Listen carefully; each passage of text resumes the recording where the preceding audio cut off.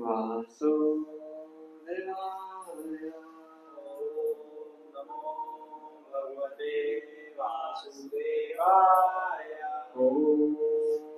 नमो भगवते वासुदेवाय।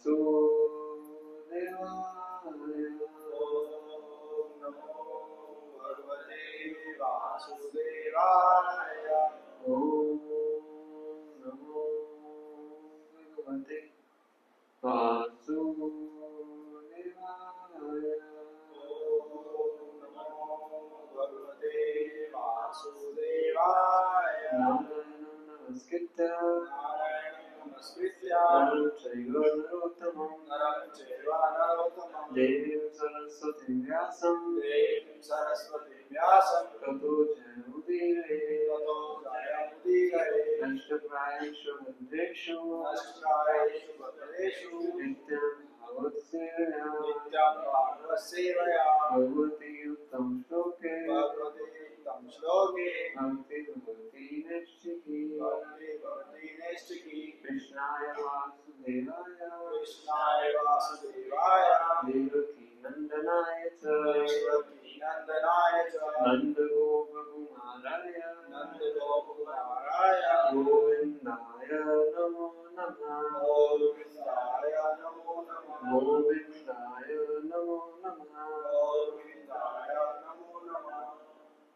श्रीमद्भागवतम प्रथम स्कंद अध्याय 17 श्लोक नंबर 32 से श्लोक नंबर 38 हम आज पढ़ेंगे।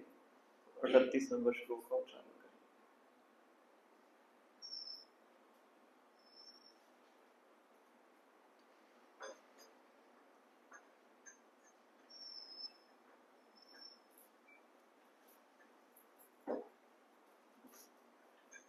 सुतोवाच अव्यतीतस्तदा तस्मै स्थानानि कलये ददौ। द्यूतं पानं स्त्रियस्सुना यत्र धर्मश्चतुर्विधा। सुतोवाच अव्यतीतस्तदा तस्मै स्थानानि कलये ददौ। द्यूतं पानं स्त्रियस्सुना यत्र धर्मश्चतुर्विधा। सुतोवाच अव्यतीतस्तदा तस्मै स्थानानि कलये ददौ। द्यूतं पानं स्त्रियस्सुना यत्र धर्मश्चतुर्विधा।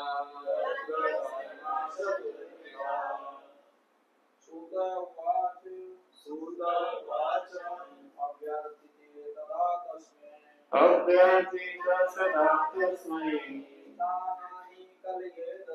स्थानानि कलये ददौ।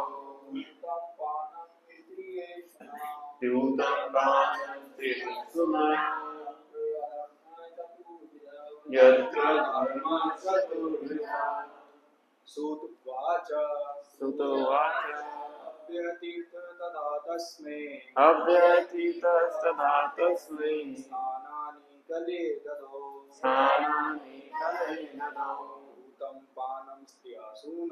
द्यूतं पानं स्त्रियस्सुना यत्र धर्मश्चतुर्विधा।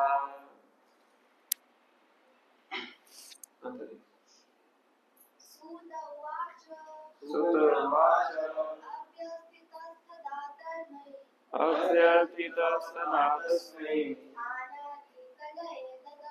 स्थानानि कलये ददौ। द्यूतं पानं स्त्रियस्सुना यत्र धर्मश्चतुर्विधा।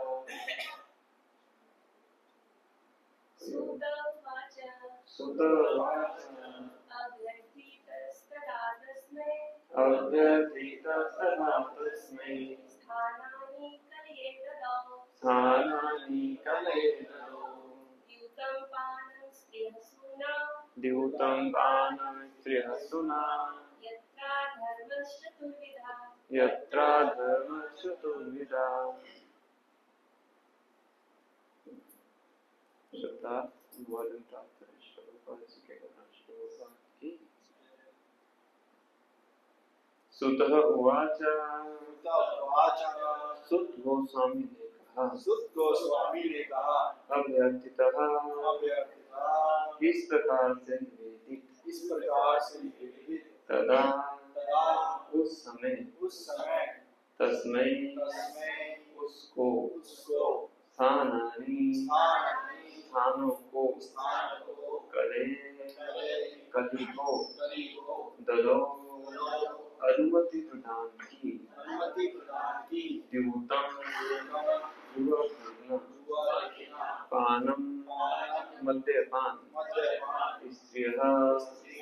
स्त्रियों से अवैध संबंध सुना पशुवत यत्र जहाँ भी अधर्म पाप कर्म चतुर्विधा चार प्रकार के। तो सुत गोस्वामी श्लोक बोल रहे हैं, अनुवाद में पीछे दोहराइए। सुत गोस्वामी ने कहा कलयुग द्वारा इस प्रकार याचना किए जाने पर महाराज परीक्षित ने उसे ऐसे स्थानों में रहने की अनुमति दे दी जहाँ जुआ खेलना, शराब पीना, वैश्यवृत्ति तथा पशुवध होते हों। तो चार चीजें हैं जहाँ पे परीक्षित महाराज ने कली को रहने का स्थान दिया। तात्पर्य थोड़ा बड़ा है तो धैर्य से और ध्यान से सुनिए। अधर्म के मूल लक्षण यथा अहंकार, वैश्यवृत्ति, मादक द्रव्य सेवन तथा असत्य भाषण, धर्म के चार सिद्धांतों तपस्या, स्वच्छता, दया तथा सत्य के विपरीत अर्थी हैं।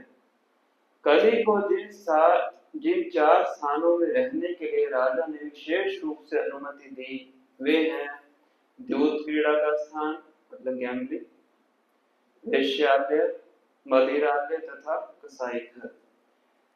श्री जीव गोस्वामी निर्देश देते हैं कि शास्त्रों के सिद्धांतों विरुद्ध मद्यपान यथा सोत्रामणि यज्ञ, बिना विवाह के स्त्रियों की संगति तथा शास्त्रों के आदेश के विरुद्ध पशुवध ये अधार्मिक कृत्य हैं।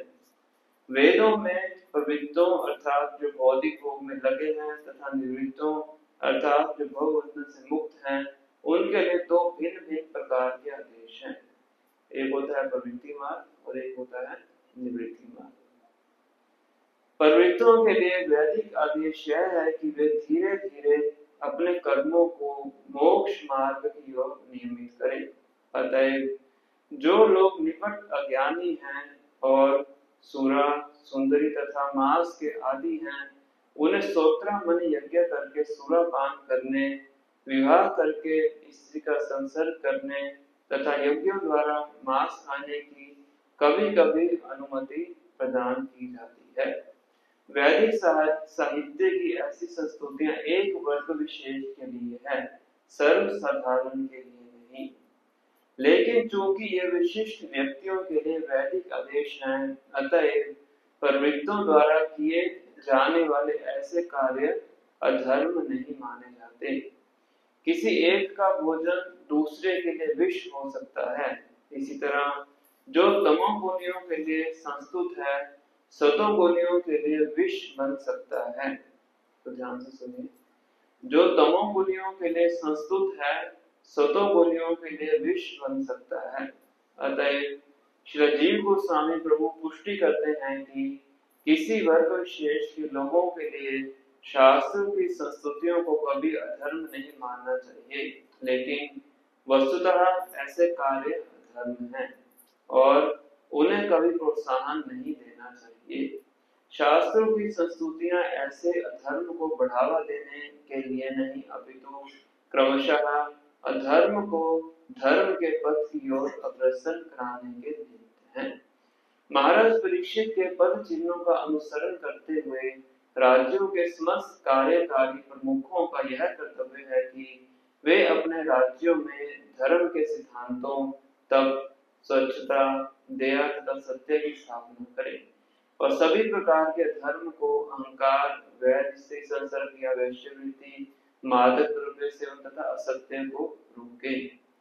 और अच्छा तो यही होगा कि कली को द्यूत, सुरापान, वैश्यवृत्ति तथा पशुवध होने वाले स्थानों में भेज दिया जाए, यदि ऐसे स्थान विद्यमान हों।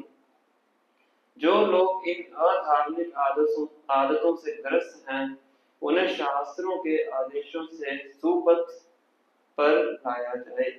किसी परिस्थिति में उन्हें किसी भी राजसत्ता से प्रोत्साहन नहीं मिलना चाहिए। दूसरे शब्दों में राज्य सत्ता को द्यूत क्रीड़ा, सुरापान, वेश्यावृत्ति तथा असत्य को पूर्ण रूप में बंद करा देना चाहिए।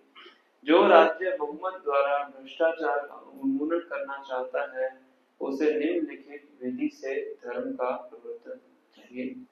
उपाधि कह रहे हैं कि जो देश करप्शन को दूर करना चाहता है, उसको नीचे दिए गए 4 कार्य करने चाहिए। कौन से 4 कार्य हैं? ध्यान से सुनिए। 1 मास में यदि अधिक नहीं तो कम से कम 2 दिन अनिवार्य उपवास तपस्या, मतलब एकादशी का व्रत। आर्थिक दृष्टि से भी ऐसे 2 दिन के उपवास से राज्य में लाखों टन खाद्य अन्न की बचत होगी और इससे नागरिकों के स्वास्थ्य पर भी अच्छा प्रभाव पड़ेगा। तरुण बालकों तथा बालिकाओं की आयु जब क्रमशः 24 वर्ष तथा 16 वर्ष की हो जाए, उनका अनिर्वायतः विवाह होना चाहिए। अनिर्वायतः मतलब बिना, विदाउट से। कितनी आयु बताइए यहाँ पे? लड़के की 24 और लड़के की 16 वर्ष। यदि लड़कों तथा लड़कियों का वैध विवाह हो चुका हो तो स्कूलों तथा कॉलेजों में सह शिक्षा देने में कोई हानि नहीं है। को एजुकेशन का उल्लंघन है। यदि लड़कों तथा लड़कियों में घनिष्ठता हो भी जाए तो अवैध संबंध होने के पूर्व उनका समुचित रीति से विवाह कर दिया जाए। तलाक एक्ट से वेश्यावृत्ति का प्रोत्साहन मिलता है, अतः इसको मिटा दिया जाए। राज्य के नागरिक राज्य में या समाज में आध्यात्मिक वातावरण उत्पन्न करने के लिए अपनी अपनी आय का 50% तक दान दें। कितना प्रतिशत? किसका? सैलरी का 50% किसके लिए देना है? दान। कितने मत देंगे यहाँ पे? प्रोपा ने हंसने के लिए लिखा है, प्रैक्टिस करने के लिए लिखा है। वे भागवत के सिद्धांतों का उपदेश कर्म योग द्वारा भगवान को प्रसन्न करने के लिए ही प्रत्येक काम करके प्रमाणिक पुरुषों या मुक्त आत्माओं से श्रीमद् भागवतम का नियमित श्रवण करके घर पर या पूजा स्थलों पर सामूहिक रूप से भगवान की महिमा का कीर्तन करके श्रीमद् भागवत के उपदेश में लगे भागवतों की सभी प्रकार से सेवा करके तथा ईश्वर चेतना से पूरित वातावरण वाले स्थान में रहकर करें। यदि राज्य उपयुक्त विधि से संचालित हो तो सहज ही सर्वत्र ईश्वर चेतना होगी। सभी प्रकार का जुआ, धूत, यहाँ तक कि सट्टेबाजी भी पतन की ओर ले जाने वाली है। और जब राज्य में जुआ खेलने को प्रोत्साहन मिलता है तो सत्य का सर्वथा लोप हो जाता है। उपर्युक्त आयु से अधिक काल तक तरुणों तथा तरुणियों को अविवाहित रहने की अनुमति तथा सभी तरह के कसाई घरों को लाइसेंस का निषेध होना चाहिए। मांसाहारियों को शास्त्र अनुमोदित विधि से मांस ग्रहण करना चाहिए, अन्यथा नहीं। सभी प्रकार का नशा, यहाँ तक कि सिगरेट पीना, तंबाकू चबाना तथा चाय पीना भी निषिद्ध होना चाहिए। लास्ट में क्या लिखा हुआ है? चाय पीना भी निषिद्ध होना चाहिए। ओम अज्ञानतिमिरन्धस्य ज्ञानाञ्जनाशलाकया चक्षुरुन्मिलितं येन तस्मै श्रीगुरुवे नमः। श्रीचैतन्यमनोभीष्टं स्थापितं येन भूतले स्वयं रूपा कदा मह्यं ददाति स्वपदान्तिकं। वन्देऽहं श्रीगुरुं श्रीयुतापद्मं श्रीगुरुवैष्णवांश्च श्रीरूपं साग्रजातं सहगण रघुनाथान्वितं तं सजीवं साद्वैतं सावधूतं परिजन सहितं कृष्ण चैतन्य देवं श्रीराधा कृष्ण बालं सहगण ललिता श्री विशाखान्वितांश्च। हे कृष्णा करुणा सिंधु दीनबन्धु जगत्पते गोपेश गोपिका नमस्ते। तप्त कांचन गौरांगी राधे वृंदावनेश्वरी वृषभानुसुते देवी प्रणमामि हरिप्रिये। वाञ्छाकल्पतरुभ्यश्च कृपा सिन्धुभ्येव च पतितानां पावनेभ्यो वैष्णवेभ्यो नमो नमः। जय श्री कृष्ण चैतन्य प्रभु नित्यानंद श्री अद्वैत गदाधर श्रीवासादि गौर भक्तवृंद। हरे कृष्णा कृष्णा कृष्णा हरे हरे हरे राम राम हरे हरे। नमो विष्णुपादाय कृष्णाय भूतले श्रीमते भक्तिवेदांत स्वामी नामिने। नमस्ते सरस्वती देवे गौरवाणी प्रचारिणे निर्विशेष शून्यवादी पाश्चात्य देशकारिणे।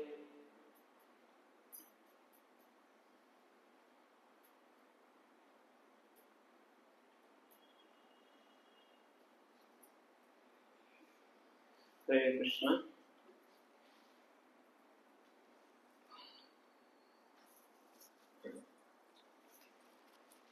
आप सबका हार्दिक स्वागत है कक्षा में। बहुत विस्तृत तात्पर्य प्रभुपाद ने दिया है 4 रेगुलेटरी प्रिंसिपल्स के ऊपर। तो आज हम पढ़ रहे हैं प्रथम स्कंद अध्याय 17 श्लोक नंबर 32 से श्लोक नंबर 38। तो 38वां श्लोक हमने पढ़ा है, 32 से लेकर 37 तक हम सिर्फ अनुवाद पढ़ेंगे और साथ में कुछ चर्चा।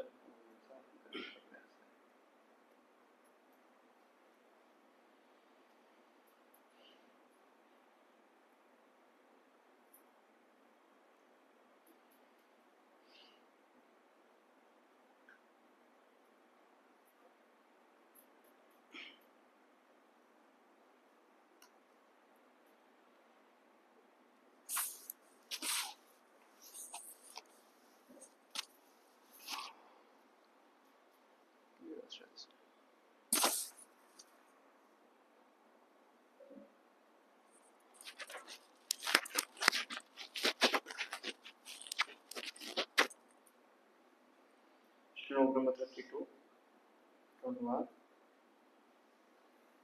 यदि कलि रूपी अधर्म को नर देवता अर्थात किसी कार्यकारी प्रशासक के रूप में कर्म करने दिया जाता है तो निश्चय ही लोभ, असत्य, डकैती, अशिष्टता, विश्वासघात, दुर्भाग्य, कपट, कलह तथा दंभ जैसे अधर्म का बोलबाला हो जाएगा।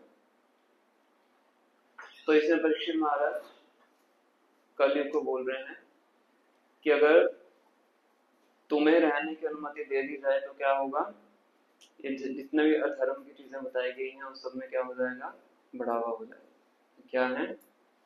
लोभ, असत्यता, डकैती। पहले डकैती कैसे होती थी कि बहुत से चोर इकट्ठे होकर आते थे घर में, बंदी बना के सब लूट के ले जाते थे। और आजकल कैसे होती है, चोर को आने की आवश्यकता ही नहीं है, वो साइबर फ्रॉड कर देते हैं। वो अपने घर में है, आप अपने घर में हैं, फिर भी क्या कर लेंगे, चोरी कर ले। एडवांसमेंट हो गई ना, कलयुग की जैसे एडवांसमेंट होगी, ये सब चीजों में भी एडवांसमेंट होगी। फॉल्सहुड लिखा हुआ है यहाँ पे,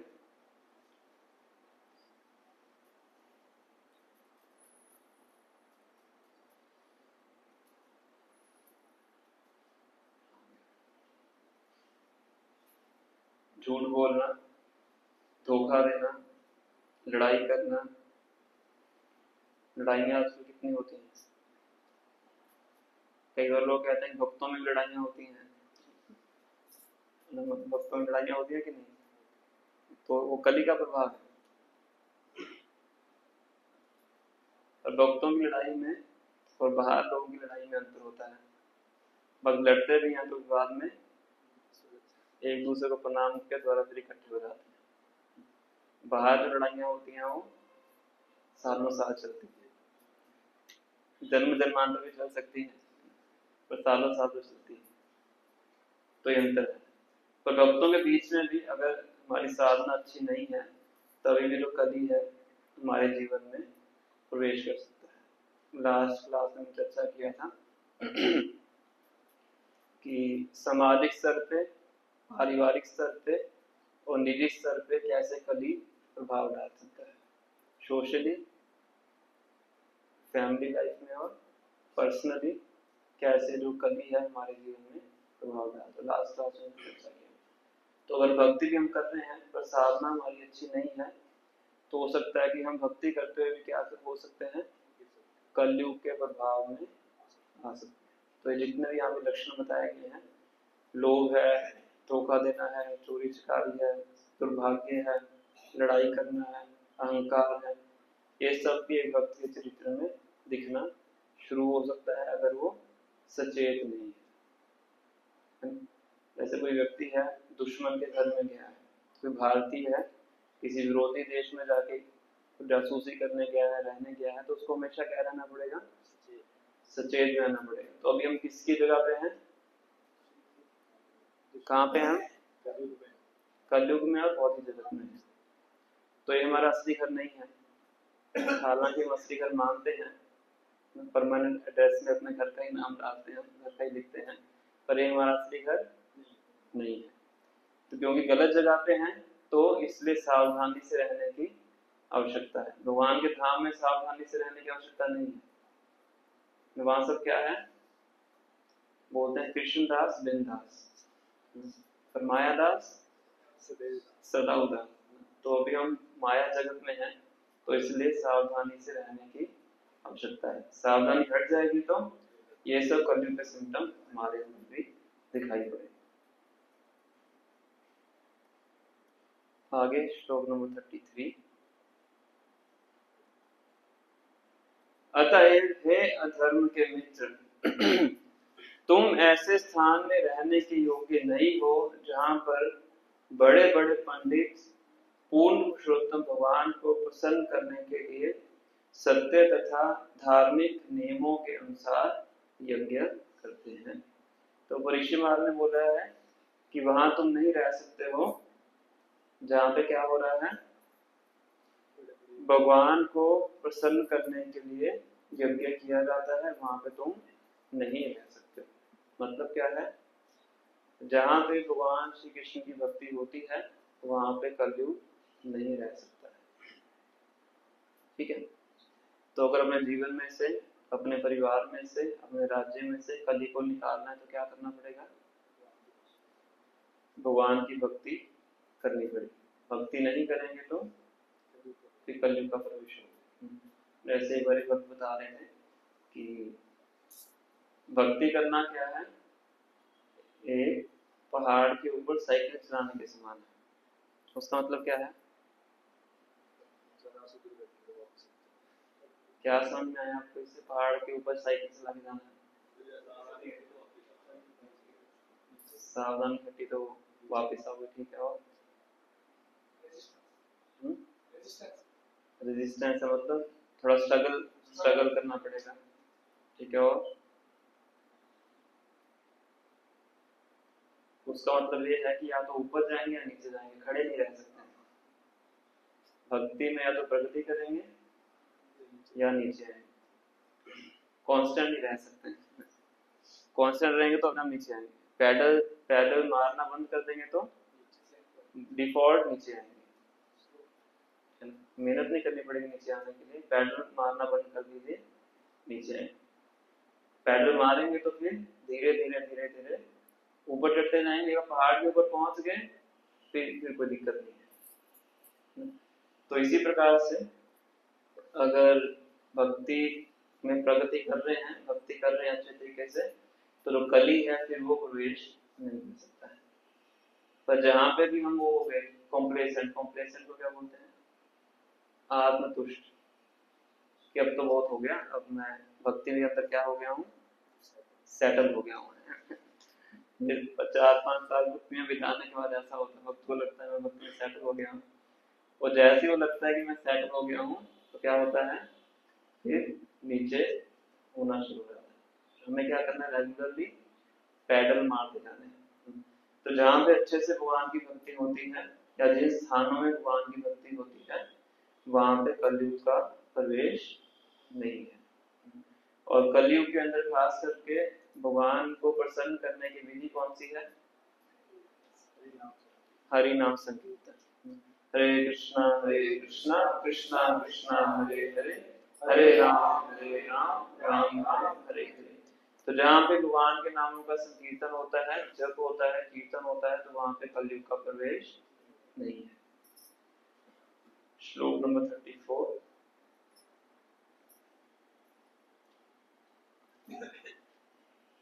समस्त यज्ञ उत्सव में यद्यपि कभी कभी कई देवताओं की पूजा की जाती है, लेकिन पूर्ण पुरुषोत्तम भगवान को इसीलिए पूजा जाता है क्योंकि वे प्रत्येक के अंतर आत्मा हैं और वायु के समान भीतर तथा बाहर विद्यमान रहते हैं। इस तरह केवल वे ही हैं जो पूजा करने वाले का समग्र कल्याण करते हैं। तो बहुत अच्छा श्लोक है, इसके ऊपर बहुत चर्चा की जा सकती है, पर हमारा मुख्य विषय नहीं है। थोड़ा सा मैं इसके बारे में बताऊंगा, विषय के बीच में आया है। तो इसमें देवी देवताओं की पूजा का वर्णन किया गया है कि किसी भी देवता को प्रसन्न करने के लिए भी अगर कोई यज्ञ किया जाता है, आप में से किसी ने कोई यज्ञ किया है किसी देवता को प्रसन्न करने के लिए, कोई शिव जी को प्रसन्न करने के लिए किया हो, या फिर कभी दुर्गा देवी को प्रसन्न करने के लिए किया हो, या गणेश जी को प्रसन्न करने के लिए किया हो? तो हिंदू ट्रेडिशन में तो होता ही रहता है, सबने देखा हो। तो हाथ खड़ा कीजिए जिसने देखा। घर में कभी हवन कराया होगा आपने, कभी तो हवन कराया होगा ना, सत्यनारायण। तो हवन में सबसे पहले पूजा किनकी होती है?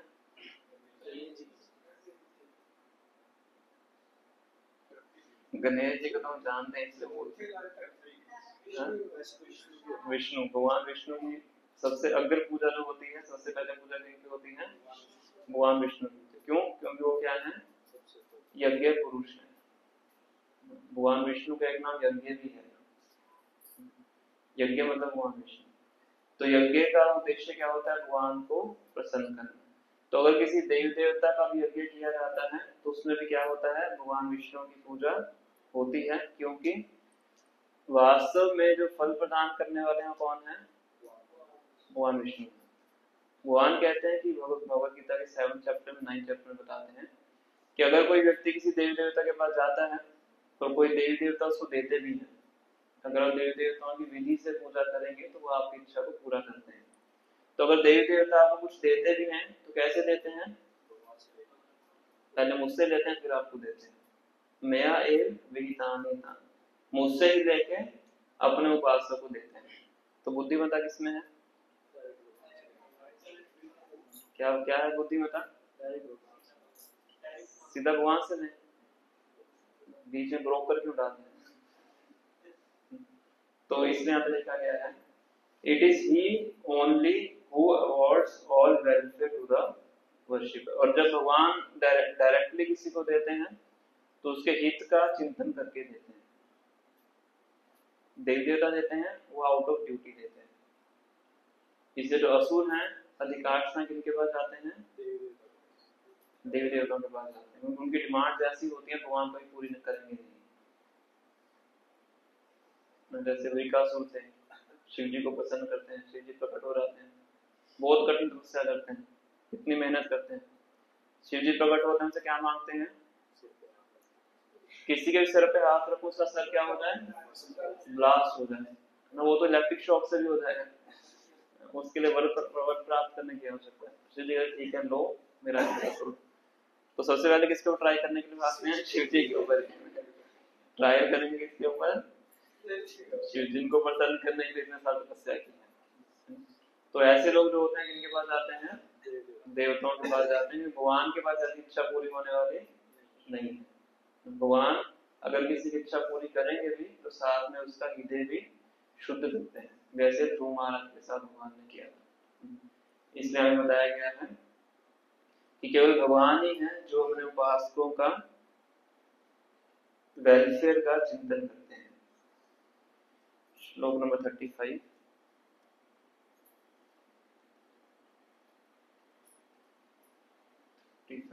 श्री सुत गोस्वामी ने कहा, इस प्रकार महाराज परीक्षित द्वारा भेज दिए जाने पर कली भय के मारे थरथराने लगा। राजा को अपने समक्ष यमराज के समान मारने के लिए उद्यत देखकर कली ने राजा से इस प्रकार कहा। कली अब बोल रहा है परीक्षित महाराज को। कली हुआ जा, हे राजा, मैं आपकी आज्ञा से चाहे जहां कहीं भी रहूं और जहां कहीं भी देखूं, वहां केवल आपको एक धनुष बांध दिए देखूंगा। तो परीक्षित महाराज ने बोला कि मेरे राज्य से निकल जाओ। तो कहते हैं कि तो आपका राज्य पूरी पृथ्वी पे फैला हुआ है, और पूरी पृथ्वी पे जहां भी मैं जाऊंगा तो क्या दिखेगा मुझे? ऐसे दिखेगा कि आप धनुष्मान लेके मेरे पीछे दौड़ रहे हैं। चोर है, उसको हर जगह पे किस चीज का भय होता है? किसका भय होता है? प्रभुपाद जी किसी पुलिस वाले से मिलने गए, कुछ ऐसे पड़ोसी घर में कुछ हो गया तो पुलिस आई, तो प्रभुपाद ने देखा कि पुलिस तो इधर आ रही है, उधर से दो लोग उठ के भाग रहे हैं। तो प्रभुपाद ने उससे पुलिस इंस्पेक्टर से पूछा कि वो दो लोग क्यों भाग रहे हैं? कहते हैं दोनों चोर हैं, इनको लगा कि हम इनको पकड़ने आए। तो भय किसको होता है? चोर को। तो कल कह रहा है कि मैं जहां भी जाऊंगा मुझे क्या दिखेगा? आप ही मुझे दिखोगे, किस प्रकार से? दंड देने की मुद्रा में। सुत गोस्वामी ने कहा, कलयुग द्वारा इस प्रकार याचना किए जाने पर परीक्षित महाराज ने उसे, एक श्लोक मिस हो गया,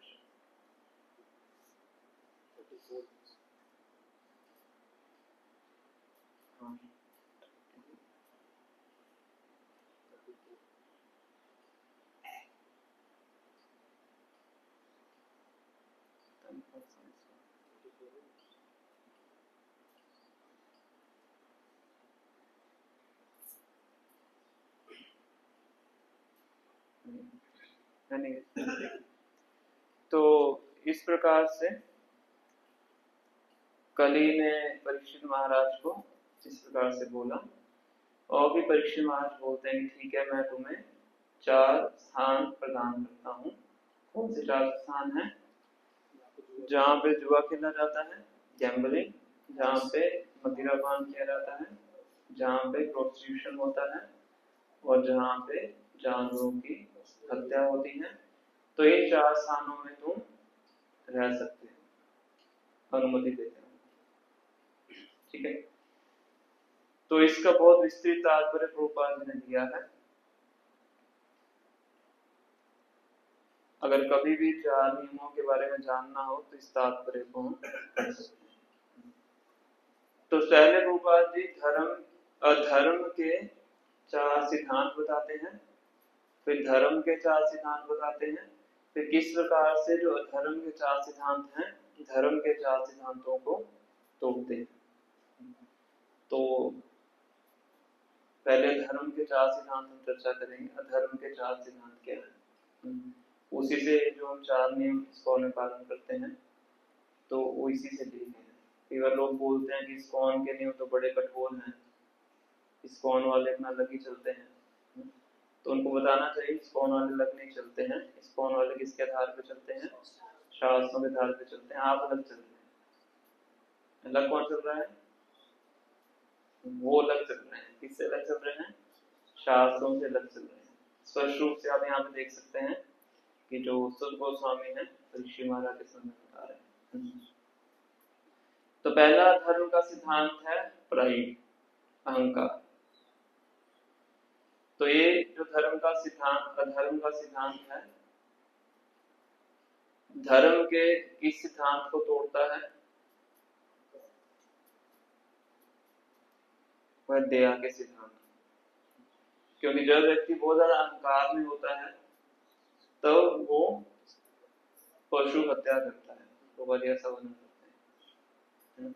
अहंकार का मतलब क्या है? अहंकार मतलब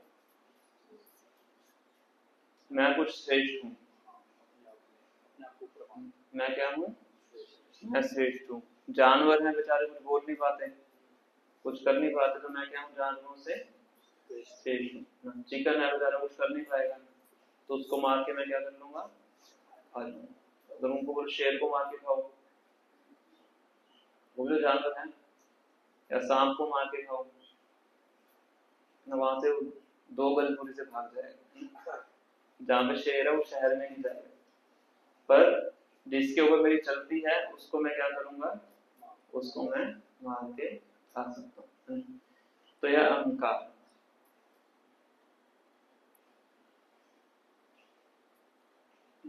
ये सिर्फ जानवरों के प्रति तो होता ही है, मनुष्यों के प्रति भी होता है। जैसे कि हम हिटलर का नाम सबने सुना होगा, कहाँ पे राज्य करते थे वो? जर्मनी। तो उनका क्या मानना था? नाजी आर्मी थी ना उनकी, तो क्या मानते थे वो? जो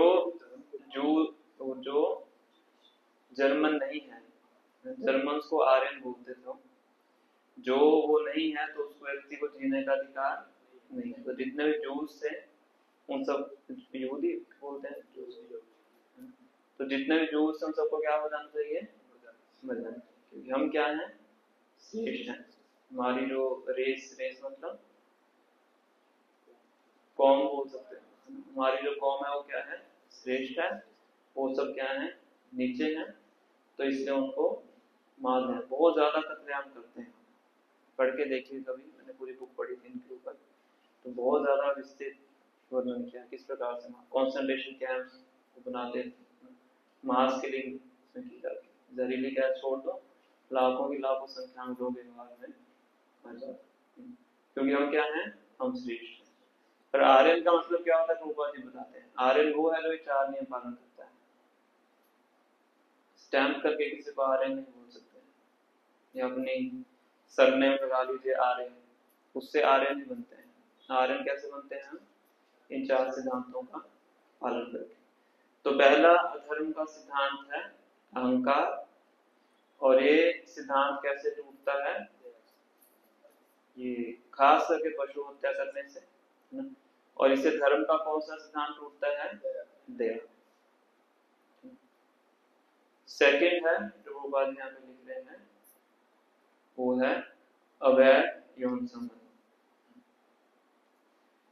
अवैध यौन संबंध ये अधर्म का सिद्धांत है। ये धर्म के किस सिद्धांत को तोड़ता है? स्वच्छता। स्वच्छता कैसे?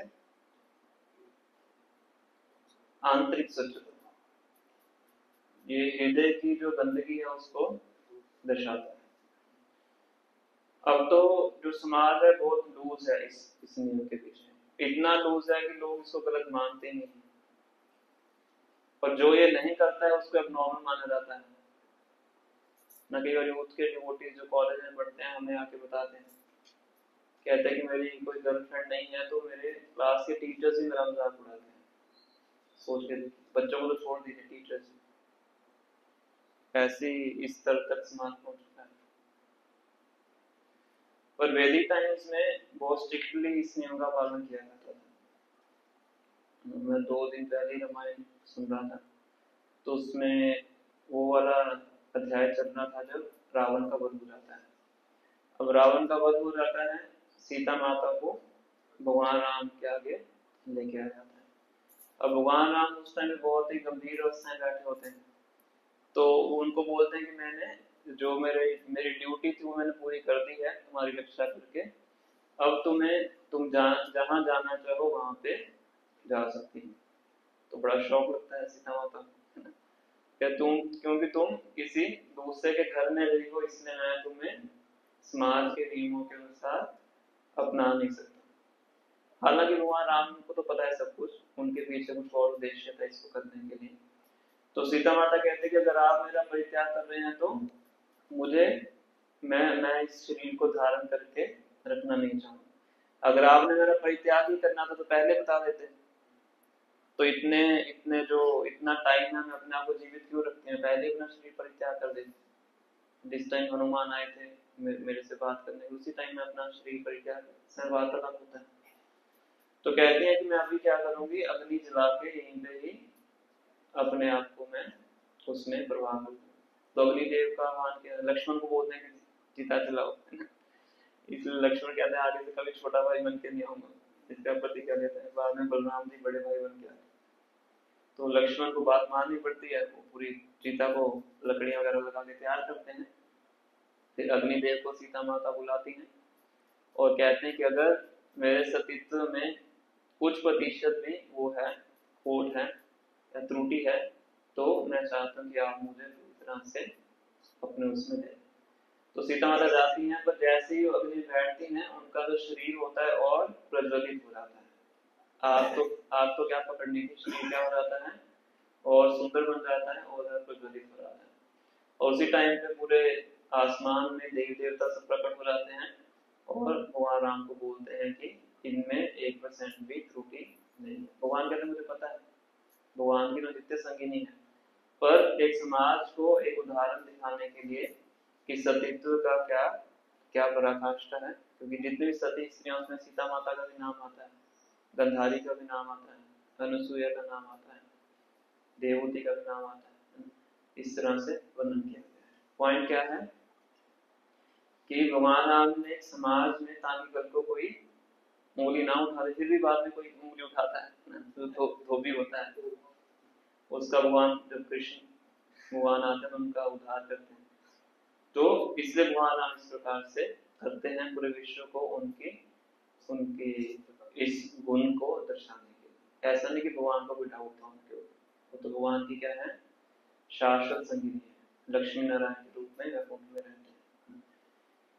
और इसी प्रकार से अर्जुन के चरित्र के बारे में बहुत अच्छा बताया गया। जब अर्जुन सब पांडव होते हैं वनवास के टाइम पे, अर्जुन स्वर्ग में जाते हैं इंद्र के पास कुछ सालों के लिए अस्त्र शस्त्र लेने के लिए। अब इंद्र के साथ कौन होती हैं, अप्सराएं होती हैं। सबसे मुख्य अप्सरा कौन है, उर्वशी। मेन का पहले नर नारायण ऋषि के बाद जो गिफ्ट देते हैं नर नारायण ऋषि, तो उर्वशी। तो एक बार उर्वशी अर्जुन को अपने कक्ष में बुलाती है, अर्जुन चले जाते हैं, पर उर्वशी का मानसिकता कुछ और होती है। पर अर्जुन कहता है कि मैंने तो आपको हमेशा किस रूप में देखा है, माता के रूप में देखा, क्योंकि इंद्र मेरे पिता हैं और आप उनके साथ होती हो, तो मैंने आपको कभी उस रिश्ते के बिना कभी देखा ही नहीं। तो उर्वशी नाराज हो जाती है, तो कहते हैं तुम क्या बन जाओगे, 1 साल के लिए नपुंसक बन जाओगे, तुम ऐसी बातें कर रहे।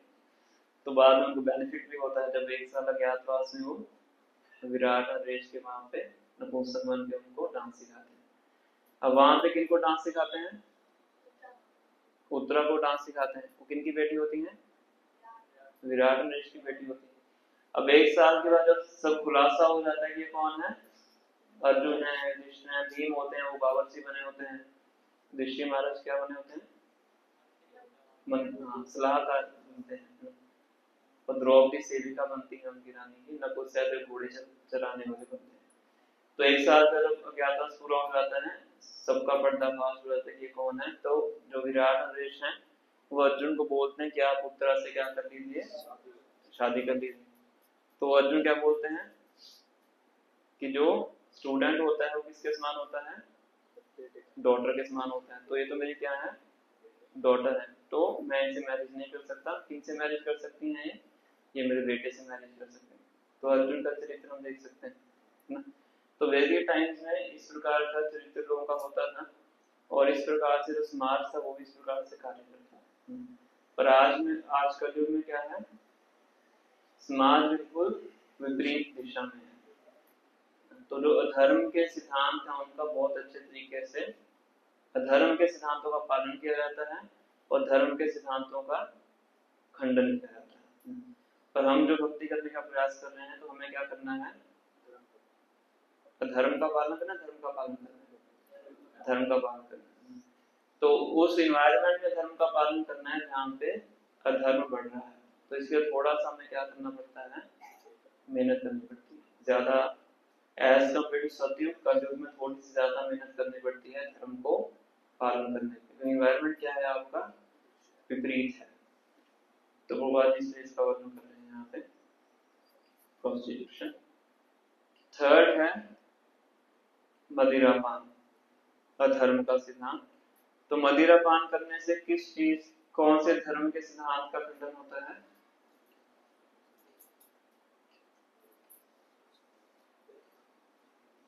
मदिरापान करने से तपस्या के सिद्धांत का खंडन होता है। क्योंकि मदिरा पीने से क्या होता है, आपकी विवेक बुद्धि खत्म हो जाती है। तो मदिरा पीने के बाद आपका अपने मन के ऊपर नियंत्रण नहीं रहता है, और या आप नियंत्रित करना नहीं चाहते हैं। अगर पूरे होश में है तभी तो मन के ऊपर काबू करेंगे, होश में नहीं है तो मन के ऊपर क्या काबू करें, जो मन में है वही व्यक्ति करता है। जैसे कि कुबेर के पुत्र थे, कौन थे, नल कुबर और मणिग्रीव। तो दोनों ने एक दिन क्या कर लिया, बहुत मदिरा पान कर लिया, अच्छी क्वालिटी की मदिरा पान, देवताओं की मदिरा पान, सोमरस किया उन्होंने। यहाँ वाली तो बहुत लो क्वालिटी की। तो वहां पे मदिरा पान करके क्या करते हैं, वो जो शिव जी का एरिया है वहां पे जाते हैं। मंदाकिनी जो गंगा है स्वर्ग में मंदाकिनी के नाम से कहलाई जाती है, और यहाँ पे भगीरथी और नीचे के लोगों में भोगवती। तो गंगा में स्नान कर रहे हैं, क्या करने के बाद, मदिरा पीने के बाद। किनके साथ कर रहे हैं, अप्सराओं के साथ। और कैसी अवस्था में कर रहे हैं, नग्न अवस्था में कर रहे हैं। और इतना उनका ध्यान मदिरा के कारण वो भ्रष्ट हो जाता है कि नारद मुनि आगे से गुजरते हैं तो उनको प्रणाम करने के बाद तो छोड़ दीजिए, उनके सामने बिल्कुल ही शेमलेस होकर खड़े हो जाते हैं। तो नारद मुनि कहते हैं कि तुम्हें निवस्त्र होकर खड़े होने की बहुत बहुत आपकी इच्छा है, तो क्या बन जाओ, पेड़ में। पेड़ भी कपड़े नहीं पहनते हैं, तो जो जिनको एक्सपोज करने की ज्यादा इच्छा होती है उनको अगला जन्म किससे मिलता है, पेड़ के रूप में मिलता है। तो नारद मुनि को क्या बना देते हैं, पेड़ बनाते हैं। पर क्योंकि भगवान के भक्त हैं, तो भगवान के भक्त हमेशा अच्छा करना चाहते हैं, तो पेड़ कहाँ पे बनाया जाता है उनको, नंद महाराज के महल। तो एक तरीके से देखा जाए तो बहुत बड़ी कृपा उनके ऊपर हो जाती है। थोड़ा सा कष्ट भी होता है, श्राप मिल जाता है, पर बेनिफिट क्या होता है कि भगवान की सारी बाल लीलाओं को देखते हैं, उससे भक्ति प्राप्त होती है, बाद में स्वर्ग में भी जाते हैं। तो मतलब क्या है कि मदिरा पान करने से हमारी बुद्धि भ्रष्ट होती है और तपस्या का जो सिद्धांत है वो नष्ट होता है। फिर लास्ट है सत्यता। असत्य अधर्म का सिद्धांत है, और खास करके ये गैम्बलिंग, जुआ वगैरह खेलने से ये जो सत्यता का सिद्धांत है वो नष्ट होता है।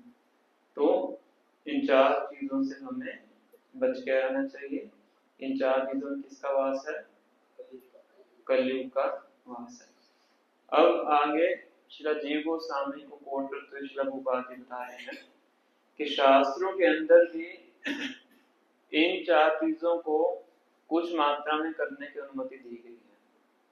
जैसे कि फॉर एग्जाम्पल एक सोत्रामणि नाम का यज्ञ होता है।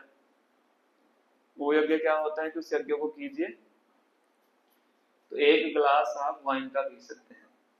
कितना, क्या करने के बाद, यज्ञ का नाम भी दिया, अगर रिसर्च करना तो कर लीजिएगा। तो अगर इस यज्ञ को करने के बाद आप एक गिलास पिएंगे, एक गिलास में अपनी तरफ से बोल रहा हूँ, मतलब कुछ मात्रा में इसमें, तो उसको आपको पाप नहीं लगता है। क्यों नहीं लगता है, क्योंकि आपने शास्त्रों के अनुसार किया है। अगर दूसरा गिलास पीना है तो दोबारा फिर यज्ञ करना पड़ेगा, तो कितने यज्ञ करेगा व्यक्ति। तो ये किसके लिए है, और ये जो यज्ञ है ऐसा नहीं कि हर रोज कर सकता है व्यक्ति, 15 दिन में एक बार, ऐसा कुछ है। 15 दिन में या 1 महीने में, ऐसा है। वो यज्ञ का समय होता है, शायद 1 महीना होगा। तो उससे क्या है कि वो व्यक्ति शास्त्र, पहली बात तो शास्त्र का पालन कर रहा है, दूसरा है उसके जीवन में एक रेगुलेशन आ गया है कि वो अनियंत्रित रूप से नहीं पिएगा, नियंत्रित रूप से पिएगा, तो उसको धर्म नहीं माना जाएगा। और एक इन लोगों के लिए है जो कि तमोगुणी लोग हैं, तो बारे में मेंशन करते हैं, one man's food may be poison for another person. सतोगुणी लोगों के लिए नहीं है। अब बोलो कि हम भी यज्ञ करेंगे, सूत्रमन यज्ञ, और हम भी एक गिलास पी सकते हैं, आपको क्या लगेगा? गुरु हो गया का लाभ लग जाएगा, क्योंकि हम क्या कर रहे हैं? एक मानिक गुरु के निर्देशन में भक्ति कर रहे हैं। उनके लिए वो क्या है? एक तरह से धर्म के दायरे में आता है, और हमारे लिए क्या है? वो अधर्म है। One man's food is another man's poison. तो तमोगुणी लोगों के लिए है। ऐसे ही मीट ईटिंग का वर्णन किया गया है कि अमावस्या महीने में एक बार हो गया आपका, अमावस्या के दिन आप काली देवी को या फिर काल भैरव को इस तरह से बलि चढ़ा के वो मीट ईटिंग आप कर सकते हैं। ऐसे मैरिज का वर्णन किया गया है, और अलग अलग तरीके से 4 चीजों का वर्णन किया गया। तो ये शास्त्र में वर्णन किया गया है, इनको बढ़ावा देने के लिए नहीं किया गया है, इनको रेगुलेट करने के लिए किया गया है, ताकि इसी कारण जो व्यक्ति है धर्म के पथ पे चलने में ऐसे कुछ तो पालन करेगा, यज्ञ करेगा, कुछ भगवान के नामों का उच्चारण करेगा, कुछ अनुष्ठान करेगा, तो उसका हृदय उसमें शुद्ध हो सकता है। इस तरह से गोपाल जी हम वर्णन कर रहे हैं कि जो देश के राजा हैं, खास करके उनको बहुत सतर्क रहना चाहिए कि उनके राज्य में ये 4 चीजें नहीं होनी चाहिए। देश के राजा के लिए भी है, घर के मुखिया के लिए भी है, क्योंकि घर के अंदर ये 4 चीजें नहीं होनी चाहिए। और गोपाल जी यहाँ पे क्या लिख रहे हैं? चाय का भी नाम दे रहे हैं कि चाय भी क्या है, किसमें आती है? किसमें आती है? नशे में। नशे में क्यों आती है? निकोटीन कैफीन होता है। चॉकलेट खा सकते हैं हम? कितनों को चॉकलेट पसंद है? देख रहे चॉकलेट किससे बनती है? कोकोआ। कोकोआ से क्या बनता है? कॉफी बनती है। तो चॉकलेट में भी क्या होता है? कैफीन, निकोटीन होती है, तो वो हम नहीं खाते। चाय भी है, कॉफी भी है, चॉकलेट भी है, वो सब क्या है? नशीले पदार्थ।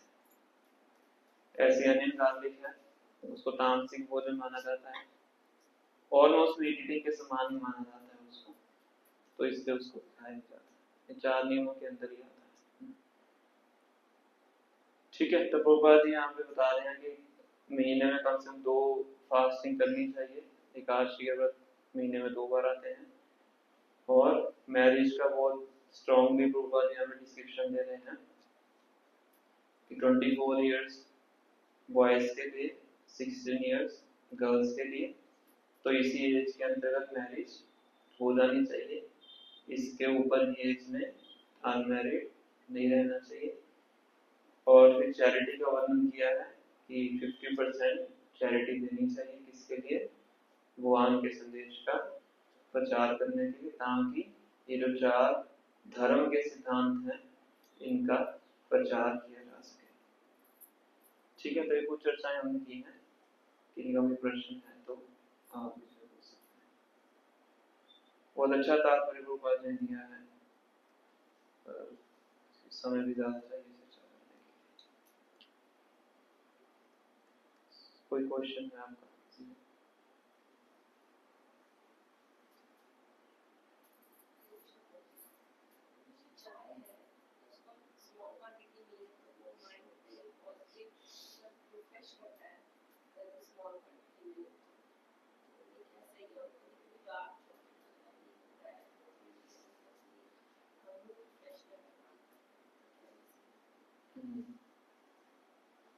नहीं, अगर आपको बोला है कि आप 1 ड्रॉप पॉइजन लीजिए, सही है, पॉइजन पॉइजन है। तो इंटॉक्सिकेशन इंटॉक्सिकेशन है। कई बार लोग बोलते हैं ना कि आप अगर रोज 1 चम्मच इसका लीकर लेंगे, वाइन लेंगे, तो आपकी हेल्थ के लिए बहुत अच्छा है। कई बार लोग ऐसा बोलते हैं। और 1 चम्मच से फिर 1 गिलास होता है, फिर 1 गिलास से बॉटल होता है ना, इस तरह से होता है। तो इसलिए क्या करना चाहिए, उसको हमें कम मात्रा में नहीं लेना चाहिए, क्योंकि जो इंटॉक्सिकेटिंग सब्सटेंस होता है उसका सबसे पहला इफेक्ट होता है एडिक्शन। वो अपने आप से बांध लेता है, इसे लोग छोड़ नहीं पाते हैं। किसी को बोल कि दूध पीना छोड़ दो तो छोड़ दें, एप्पल एप्पल खाना छोड़ दो, छोड़ दें। फिर चाय चाय पीना छोड़ना कठिन क्यों है? नशा है। सिंपल सिंपल सा देख सकते हैं। तो उससे बॉडी फ्रेश नहीं होती है, उससे हमारा क्या होता है, ब्लड फ्लो बढ़ता है, क्योंकि बॉडी को वो एजिटेट करता है। तब तो लोग अगर नींद को नहीं लाना चाहते चाय पी लेते हैं, कॉफी पी लेते हैं पूरी रात जागना है, क्योंकि हमारी बॉडी को हाइपर एक्टिव कर देता है।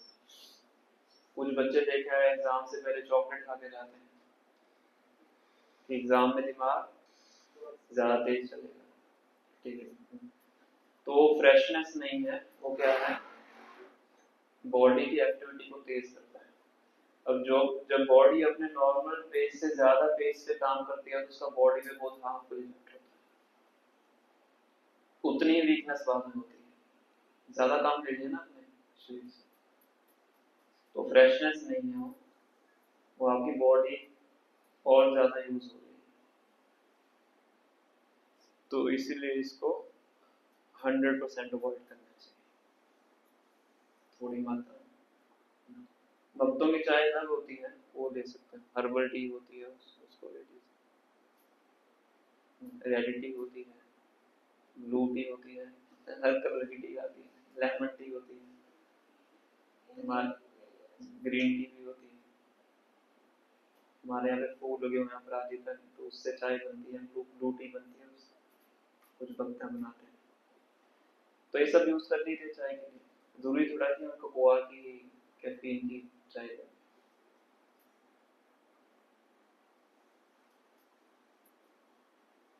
ठीक है।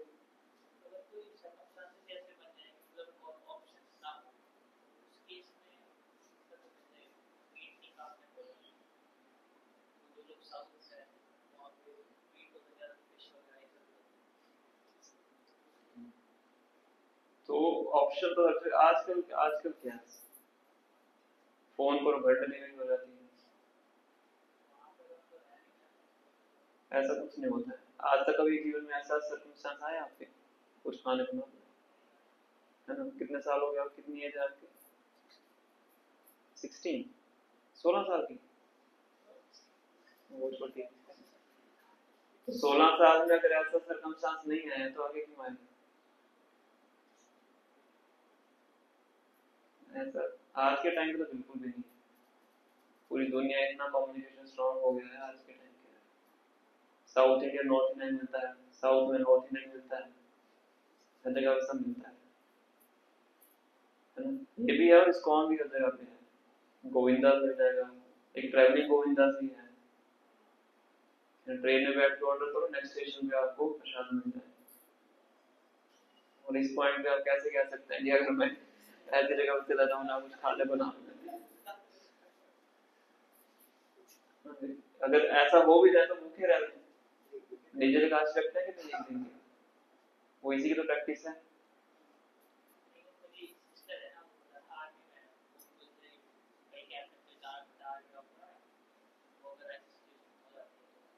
नहीं वहाँ पे अगर डिटर्मिन आर्मी वालों को सिखाया जाता है कि जहाँ जो इच्छा है प्राप्त कर सकते हैं, अगर इच्छा है सब प्राप्त हो सकता है, कोई कठिन नहीं।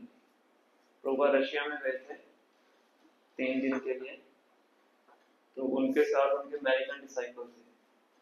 तो एक किलो चावल लेने के लिए उनको कितने किलोमीटर दूर जाना पड़ता था, लाइन में खड़ा होना पड़ता था, वहां से चावल लेके आते।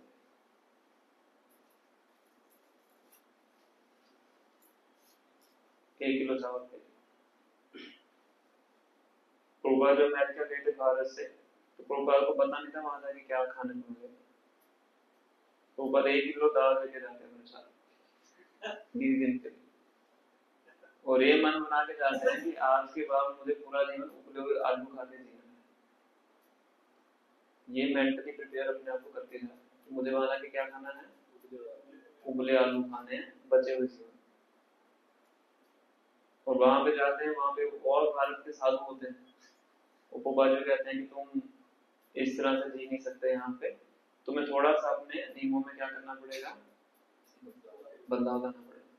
पैंट शर्ट पहनिए, कांडे छुरे से खाइए और मांसाहार कीजिए। देखो हम भी तो करते हैं, हम भी भारत से हैं, हम भी साधु हैं। पर पोपा क्या बोलते हैं, मैं यहाँ को सीखने नहीं आया हूँ, मैं यहाँ पे सिखाने। पोपा ने ना तो अपने ड्रेस चेंज की, ना खाने का तरीका चेंज किया, ना आहार, बल्कि वहां के लोगों को ही सिखा दिया। समझ रहे? तो जब इच्छा स्ट्रांग होती है तो रास्ता अपने आप निकलता है। अगर इच्छा में कमी है तो फिर क्या निकलते हैं, फिर एक्सक्यूज निकलते हैं। ठीक है, तो हमें इच्छा को स्ट्रांग करना है, भगवान हर चीज प्रदान करें। ठीक है, आज के टाइम पे कोई कठिनाई नहीं।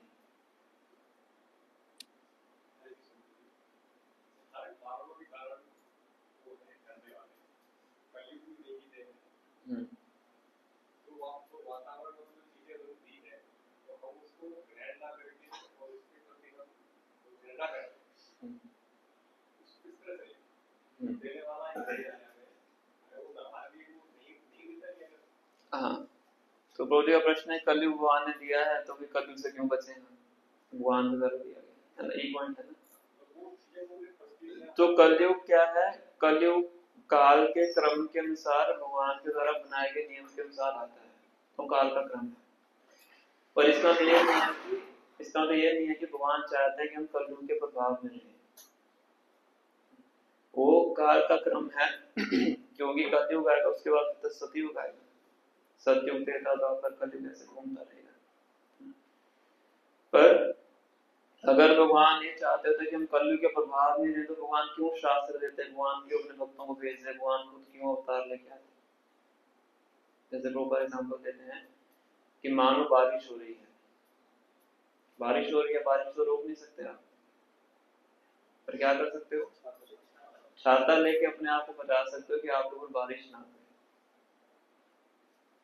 तो कलयुग का पूरा प्रभाव है, कलयुग तो अपने क्रम के अनुसार चलेगा ही, इसीलिए तो परीक्षित महाराज ने मारा नहीं उसको, भगवान की इच्छा के अनुसार तो आई गई। पर हम क्या कर सकते हैं, अपने आप को कलयुग के प्रभाव से बचा सकते, छाता लेके अपने आप को बचा सकते, वैसे ये 4 नियम पालन करके कलयुग के प्रभाव से को बचा सकते। ठीक है, बचाएंगे तो अच्छा, नहीं बचाएंगे तो फिर कलह का युग, कलह आपके जीवन में कलह आएगा। केवल इन 4 नियमों को पालन करने से हम कम से कम भौतिक सुख तो प्राप्त कर ही सकते हैं। अगर भौतिक दृष्टि से सुखी रहना है तो क्या करना पड़ेगा, ये 4 नियम पालन करने पड़ेंगे। आध्यात्मिक तो चलो बहुत आगे है, भगवान की भक्ति करके हम आध्यात्मिकता को प्राप्त करते हैं। अगर भौतिक दृष्टि से सुखी रहना है तो क्या करना पड़ेगा, 4 नियम पालन करना, अदरवाइज आप सुखी नहीं रह सकते।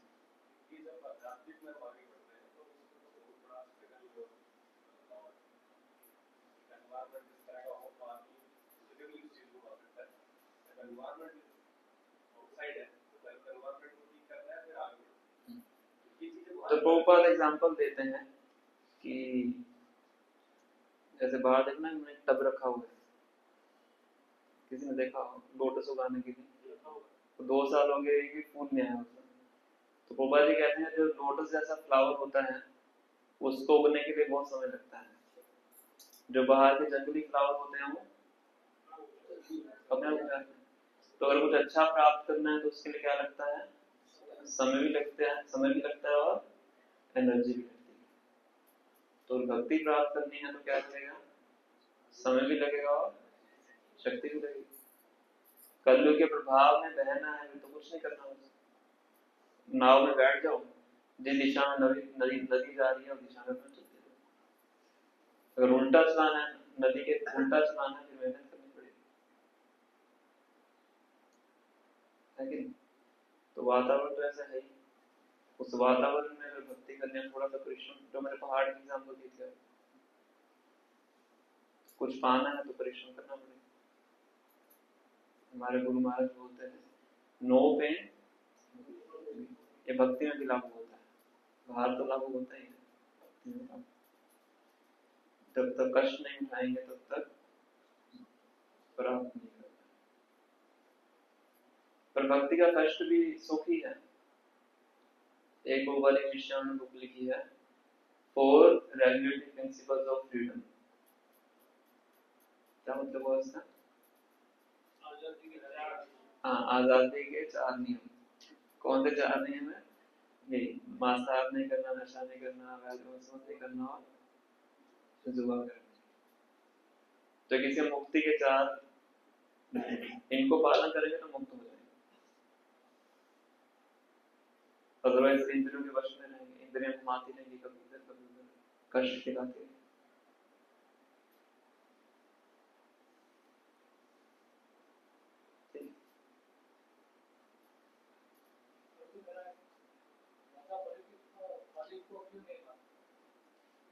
पता है ना, भगवान काल के कर्म से तो कलयुग को आना ही है, भगवान की इच्छा है तो आएगी।